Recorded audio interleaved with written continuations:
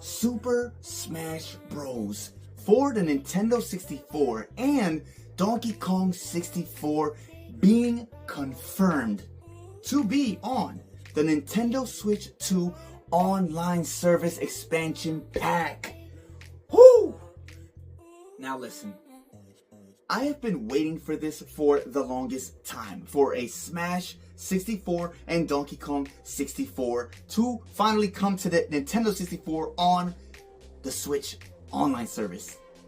Now it's coming to the Switch 2 online service, probably the Switch also, but you know where I'm going with this. Okay, so it's crazy because the other day I literally almost bought Donkey Kong 64, the actual physical copy for the 64, at my local game store, Just Press Play. So I almost bought it, but luckily I didn't because I don't have that little red pack thing that you need for your N64 that you got to put in there to replace it with the old one, so that way you're able to play Donkey Kong 64 on your Nintendo 64. It's like, I know, sorry, that was a lot. So, alright, it was confirmed basically by some dude on Reddit, right? Some dude on Reddit posted something like about a month ago, alright? Which obviously nobody paid attention to, but he noticed something in one of the, the Nintendo Switch 2 trailers, right?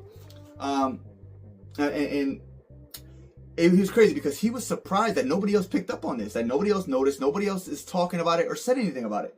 But, right, in one of the old trailers when they're showing for the Nintendo Switch 2 the updated version of, Nintendo 64, the app, the games and stuff on that online service on the Switch 2, like there's a trailer for it, like an updated version of what they're doing, new stuff, this and that, what they can do now, right? Now, if you look in the background, right, it's crazy. I don't know how this guy he's seen it.